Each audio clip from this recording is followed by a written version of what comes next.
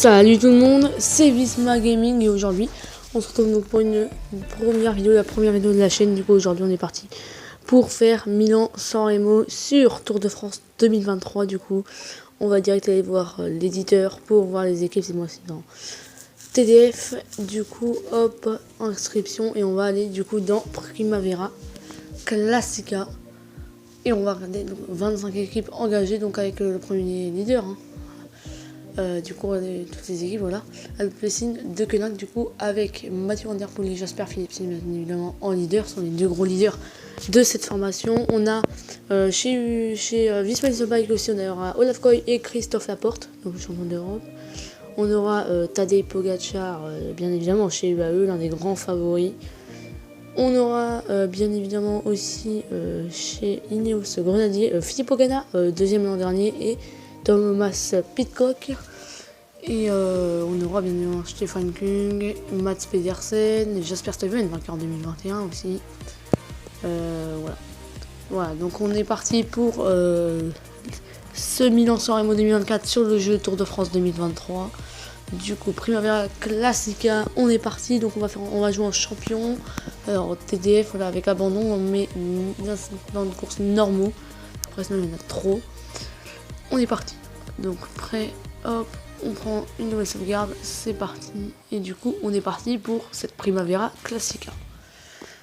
Donc alors comme équipe, j'ai pas du tout réfléchi, je vais pas prendre Van Der Poel, c'est trop puissant, je vais prendre une équipe un peu moyenne. Il y a Moritz, Brian Victorious qu'on pourrait prendre, mais Moritz, le problème c'est qu'il a déjà gagné, donc je sais pas, je vais voir quelle équipe je peux prendre. Lutsenko c'est pas un très intéressant, Caravale, DSM, ouais, Bettiol. Cosnefroy qu'on pourrait prendre, c'est pas trop mal. Lidl Trek avec Pedersen aussi, sinon il y a Ineos. On va prendre Ineos avec Pidcock. Ou non, on va prendre, je pense, ouais, on va prendre Ineos. Je pense qu'on va prendre Ineos. On va prendre Ineos avec Thomas Pidcock, on va lui un peu un moyen. Voilà, donc on a en plus Ganna, Kwiatkowski, vainqueur en 2017. Et donc c'est parti pour cette Primavera Classica, donc 300 km. Donc vous pouvez voir, on aura bien évidemment le Passo del Torino, on aura le Capo Mele, le Capo Berta, le Capo Cervo, la Cipressa et le Poggio dans le final. Du coup 300 km. Bon, dans le jeu il y a 294, dans le vrai, dans celui de cette année on a 288 km au programme. Et du coup voilà, on va être parti. On est bien avec les deux grenadiers et on va jouer tout avec Tom Pidcock. Alors on peut jouer aussi avec Ganna au cas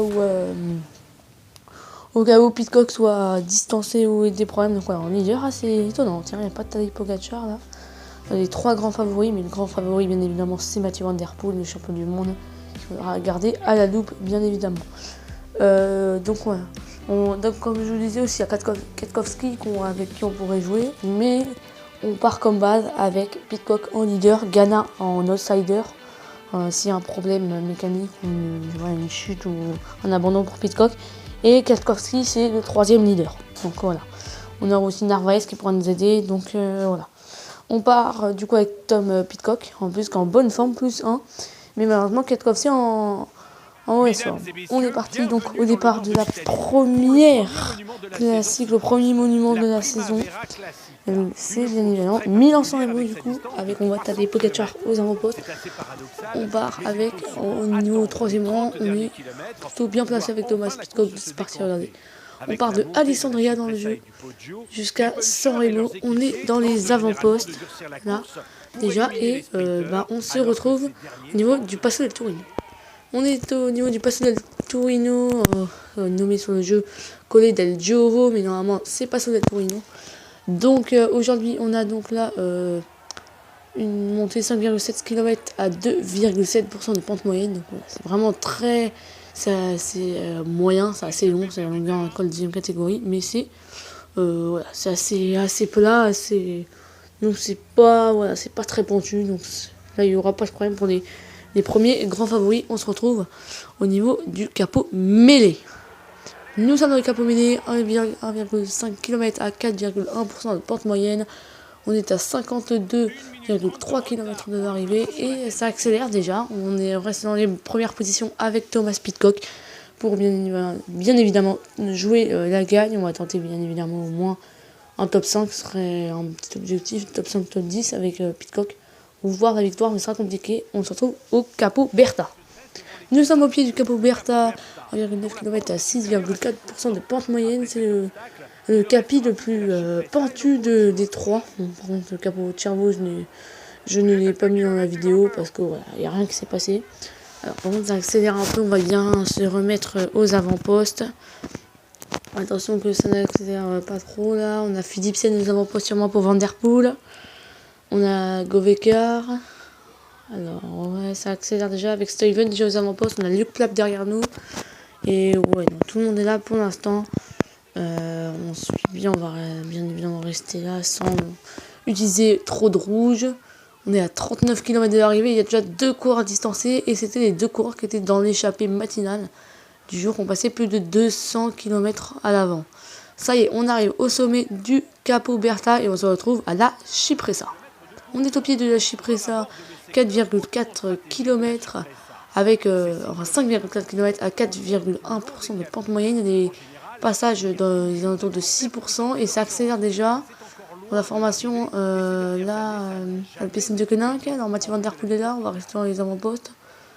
Ça commence à accélérer, Marc Hirschi. Allez, là ça suit. Avec Govekar aux avant-postes, peut-être pour Matej Mohoric. Mathieu Van Der Poel bien là. On va le surveiller, Mathieu Van Der Poel, au cas où il y a une accélération. Attention, ça accélère sérieusement là. Marc Hirschi, Van Der Poel. Allez, on reste dans les avant-postes avec Tom Pidcock. Par contre, je ne sais pas où est Philippe Ogana. Je vois pas où il est Philippe Ogana. Et attaque de Van Der Poel. L'attaque, Van Der Poel, je crois, ouais. C'est Van Der Poel, ouais. L'attaque de Mathieu Van Der Poel, on va devoir le remonter. Allez, on accélère vite là. On reste pour l'instant dans les premières positions. Allez, hop, on suit, là, voilà. Allez, hop, on passe. On y va direct avec Tom Pidcock. On ne laisse pas 1 mètre d'avance à Mathieu Van Der Poel, bien évidemment. C'est le grand favori de ce Milan-San Remo. Attention à ce virage. Allez, on balance tout, vraiment, rester en ses roues. Bon, il reste 22 km. Donc tout peut encore se jouer. Voilà. Donc on arrive dans les pourcentages les moins élevés de la Cipressa. Allez, on est bientôt dans la roue. Là, on a plus de rouge. Il faut qu'on roule. On est au sommet de la Cipressa. Et on est quasiment derrière Mathieu Van Der Poel. Allez, il faut qu'on le suive là, plus que 21 km avant d'arriver à San Remo. Ça y est, on bascule dans la descente et on est revenu sur Mathieu Van Der Poel. Mais on a très peu d'avance sur le peloton. Donc voilà. Ouais, et en plus, il attaque encore dans la descente, lui, Mathieu Van Der Poel. C'est vraiment un mec très très polyvalent, vraiment. 18 secondes d'avance. Ça va baisser, je pense, encore à l'attaque de Van Der Poel. On reste dans les roues. Ouais, Matej Mohoric qui accélère. Derrière, il doit se dire que Van Der Poel est quand même un favori avec Pidcock aussi. Attention à ces virages là, voilà, c'est bon. Allez, on descend, on continue la descente.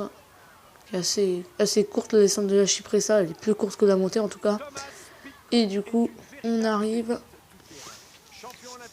en bas de la Cipressa à 17 km de l'arrivée.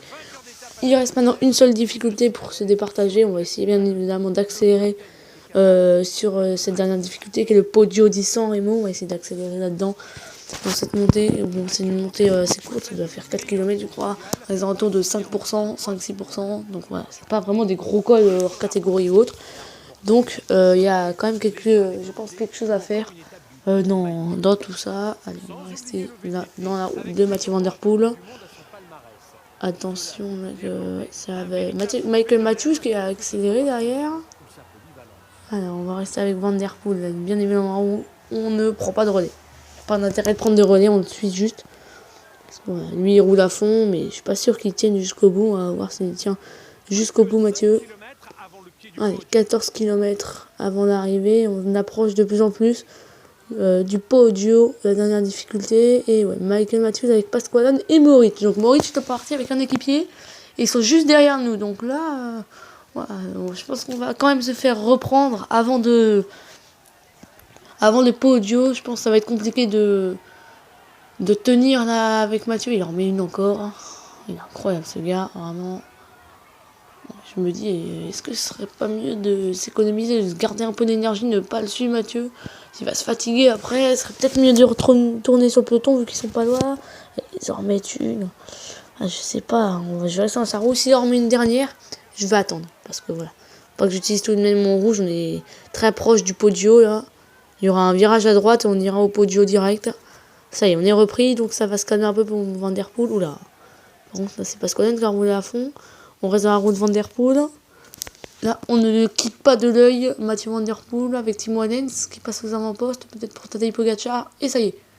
Donc on va filer. Oula, Narvaez par contre, le gel bleu, vite, je vais juste passer le gel bleu à tout le monde, sauf à Ghana et Kwiatkowski, voilà. Oui, c'est bon. Ok, donc on est là, voilà, virage à droite, et c'est parti pour le Poggio di San Remo, la dernière difficulté du jour. Il fait 3,6 km à 3,7% de pente moyenne, mais il y a des passages à 6%, je crois. Donc c'est une... on peut faire la différence là-dedans. On accélère déjà avec Tom Pidcock, avec Campenarts, Pedersen, ça s'accélère direct. Et là par contre il y a beaucoup de lâchers. Jasper Philipsen a été distancé lui. Mats Pedersen, là, Alberto Bettiol, Van Der Poel est derrière nous. C'est Mohoric, le coureur de la... Je sais pas qui c'est le coureur. C'est Matej Mohoric, Tadej Pogacar est bien là. Il y a un coureur derrière de la formation Bike, pas Bike and Change, ça c'était en 2022. Là, Jayco Alula, c'est Michael Matthews qui est là. Et on va attaquer. Allez, on y va avec Thomas Pidcock. Est-ce qu'on aura... Est-ce que c'est bien planté? On est à 6,6 km de l'arrivée. Ça va pas être facile avec Pidcock. On va tout donner. On va essayer de faire du max qu'on peut. Est-ce qu'on a fait une différence? Ils sont derrière. Faut pas se relâcher. Surtout, on regarde pas derrière. On continue à rouler à fond là, avec Thomas Pidcock. On arrive au sommet du Poggio di San Remo.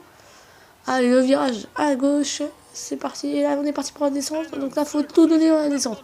On ne laisse aucune seconde. Chaque seconde est précieuse là. Oh là là, il est pas terrible ce virage. On relance. On accélère encore dans cette descente du Poggio là. Chaque seconde est importante. Avec Thomas Pidcock, on peut peut-être aller chercher la Primavera, le premier monument de la saison avec le Britannique. Ce serait le 3e Britannique qui s'imposerait sur Milan-San Remo. Allez, normalement, jauge bleue ça devrait aller. Mais jauge rouge, si ça arrive au sprint, je suis pas sûr qu'on soit exceptionnel. Derrière, il y a Stuyven qui est parti, le vainqueur de Milan-San Remo 2021. Ça y est, on arrive à San Remo. Ça va pas être facile parce que Stuyven est rentré. Ouais, on va le laisser passer, on va se mettre derrière lui. Comme ça, on se met direct un peu de rouge. Oula, par contre, il est déjà là le dernier kilomètre. Le dernier kilomètre, ça va pas être facile de faire un top 5. Allez, dernier kilomètre. On est avec Tom Pidcock, Stuyven et on y va. Allez, avec Matej Mohoric, on y va, on accélère direct. Avec Tom Pidcock, oh Pedersen facile. Pedersen, Michael Matthews, Mats Pedersen tranquille, qui s'impose. Et qui remporte donc Milan-San Remo, qui remporte son premier monument tranquille. Mats Pedersen qui s'est tapé un petit sprint détente, comme s'il était à l'entraînement. Victoire facile du Danois sur la Primavera, sur le premier monument de la saison. Devant, je crois, Matthews. J'ai pas regardé, j'ai pas eu le temps de regarder. On regarde le ralenti. Donc, regardez à l'avant. Mats Pedersen facile qui vient s'imposer. Voilà, il lève les bras du coup devant. Michael Matthews et je pense que c'est peut-être Mohoric. Je pense que c'est Mohoric et Matthews. La victoire du coup pour Mats Pedersen sur ce Milan-San Remo 2024. Le Danois qui a parfaitement géré et qui s'impose au sprint. Et qui... C'est donc bien Matej Mohoric 3e. Michael Matthews 2e et on finit 6e avec Pidcock derrière Mathieu Van Der Poel. Il y a eu l'abandon d'Abrahamsen. Et belle 4e place de Bynum Guermé aussi. Donc voilà. Alors Tadej Pogacar il est 22e. Tadej pour 21 secondes. Il était en mauvaise forme en plus. Et donc voilà, c'est la fin de cette vidéo. J'espère que vous aura plu. On se retrouve très bientôt. C'était Visma Gaming. Ciao.